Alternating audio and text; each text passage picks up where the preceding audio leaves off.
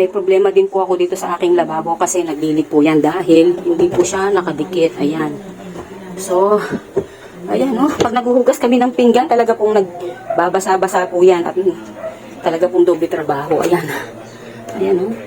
Nakaangat po yung aming ano na yan. So, hindi ko po alam kung anong gagawin ko dito. Ayan.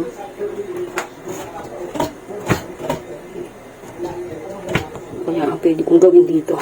So, ang ginawa ko po, pinatuyo ko tong gilid ng lababo. Pinunasan ko po ng basahan na tuyo.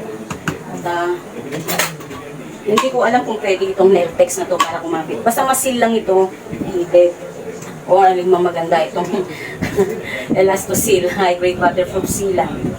Ito, hindi ko alam kung alin ang mas maganda dito. Hindi ko alam kung alin ang pwede, no? Ayan, no? Ayan. Kasi na siguro lagyan ng ano, sealant. Basta may seal lang ito at wala na po, hindi na po yan tutulo.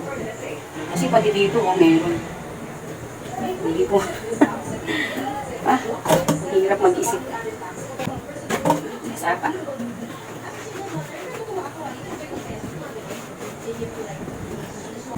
Yan na kaya to. Right natin. Parang tuyo na siya.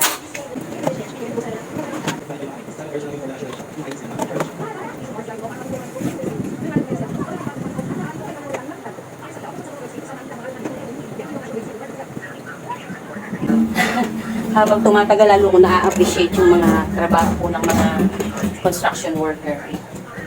Talaga pong mahirap. Kailangan talaga ng abilidad.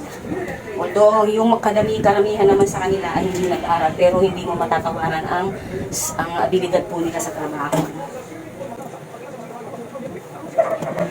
Mahirap po talaga. Tsaka yung dumi ng katawan, no, tinitiis nila. Gaya ng mga dumi.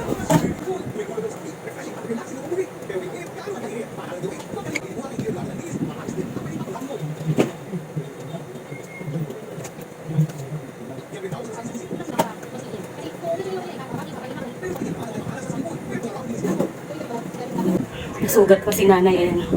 Nasugat akong talas ng ano, ng type ng ano, lababo. Ay, kami. Ay, kami. Ay, po.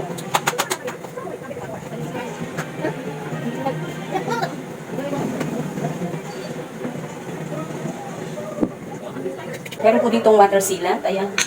Neltex PVC. Lalagyan ko po itong gilid. Ayan.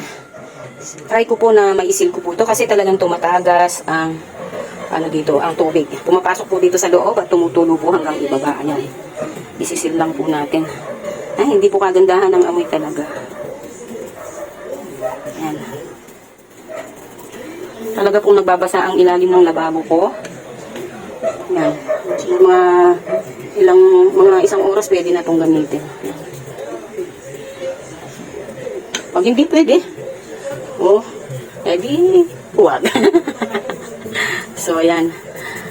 Talaga namang katakot-takot. Ang hirap po kasi pag ang lababo natin ay nagbabasa. Imbis na isa lang po yung ating gagawin ay dumadami yung trabaho kasi pagkatapos natin maghugas, kailangan pa natin linisin ang ilalim. Hanggang din tumutulo yan, hanggang sa sulok. Kailangan masaraduhan talaga yan para hindi siya tumulo. Kasi nung nagpagawa po ako dito, ay hindi po na nakatapos. Napahinto ko na kaagad. Hindi pa tapos lahat ng gawain. Napahinto ko na kasi ubos na po yung budget ko. Kasi wala na talaga. Lagyan lang natin kasi pumapasok talaga yan. Pag may ganito siya, magsara yan. Hindi na siya tatagas sa ilalim. Ayan. Saka ko na lang to lilinisin. May butas yan, oh. May butas, maliit. Talagang hanggang dito, may tubig yan.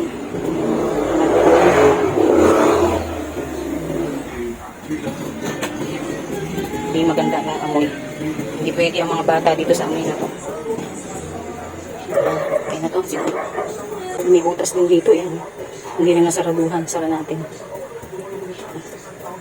Tumatagas din yung tubig doon sa ay talagyan din natin para hindi siya tumagas ang ilalim.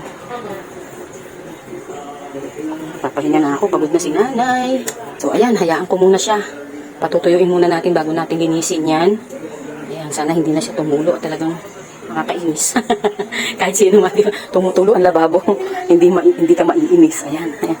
So eto na po yung ginawa ko kagabi. Ayan. Ayan, tinanggal ko na po yung mga dumi dito sa yung mga nagkalat po na mga glue, yung pong ang tawag doon. Elastosil ba yun? Tinanggal ko na at wala na rin po akong nakikitang leak. Ayan. Wala na pong nagli-leak. Ayan, masaya na po si nanay. Thank you po. Salamat.